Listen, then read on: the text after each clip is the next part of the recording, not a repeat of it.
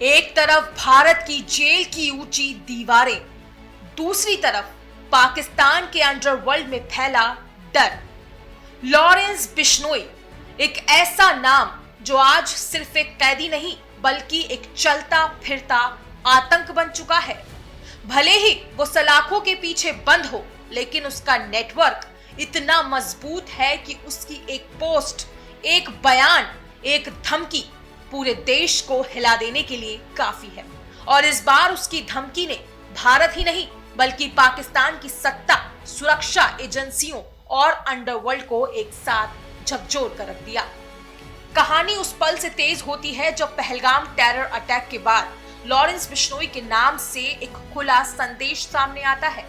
इस मैसेज में सीधे नाम लिया जाता है हाफिज सईद, वही हाफिज सईद जिसे पाकिस्तान में सबसे ज्यादा प्रोटेक्टेड आतंकी मास्टरमाइंड माना जाता है। संदेश साफ था, खुली धमकी, कोई पर्दा नहीं, कोई इशारा नहीं। ये सिर्फ एक गैंगस्टर की डींग नहीं थी बल्कि पाकिस्तान के पूरे आतंकी इकोसिस्टम को सीधी चेतावनी थी। इस एक बयान के बाद पाकिस्तान के अंडरवर्ल्ड में हलचल मच जाती है और तभी सामने आता है एक और नाम, शहजाद भट्टी। आईएसआई से जुड़े बताए जाने वाले इस पाकिस्तानी गैंगस्टर का दावा है कि लॉरेंस बिश्नोई कोई अकेला खिलाड़ी नहीं है। उसके मुताबिक बिश्नोई का नेटवर्क कई देशों में फैला हुआ है, दुबई, जर्मनी और यहां तक कि पाकिस्तान के अंदर भी। भट्टी का कहना है कि लॉरेंस का गैंग सिर्फ धमकियां नहीं देता बल्कि चुपचाप अपने टारगेट के करीब पहुंचता है। भट्टी के दावों के बाद कहानी और डरावनी हो जाती है। वो खुलकर कहता है कि अब उसकी जान खतरे में है। उसे डर है कि लॉरेंस के शूटर दुबई में भी उसे मार सकते हैं। यही वजह है कि वो पाकिस्तान लौटने की हिम्मत नहीं कर पा रहा। दिलचस्प बात यह है कि उसका पूरा परिवार सुरक्षित नहीं है। माता पिता पाकिस्तान में है जबकि वो खुद पत्नी और भाइयों के साथ दुबई में छुपा हुआ है। एक गैंगस्टर जो खुद दूसरों के लिए खौफ था, आज अपने ही साय से डर रहा है। इस पूरी कहानी का सबसे बड़ा ट्विस्ट ये है कि लॉरेंस बिश्नोई खुद एनआईए की हिरासत में है, लेकिन जेल उसके लिए रुकावट नहीं बनी। जांच एजेंसियों के मुताबिक बिश्नोई ने जेल को ही अपना कंट्रोल रूम बना लिया है।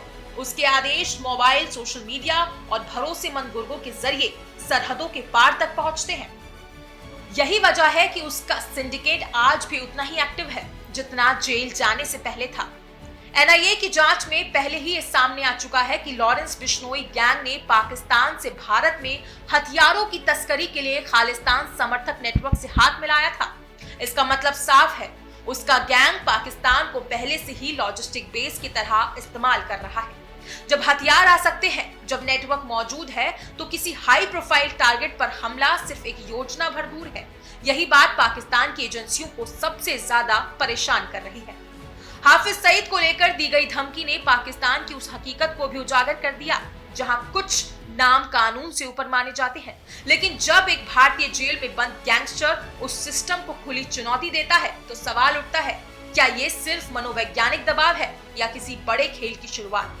शहजाद भट्टी और उसके जैसे कई गैंगस्टर्स अब खुलकर बोलने लगे हैं क्योंकि डर अब छुपाने लायक नहीं रहा।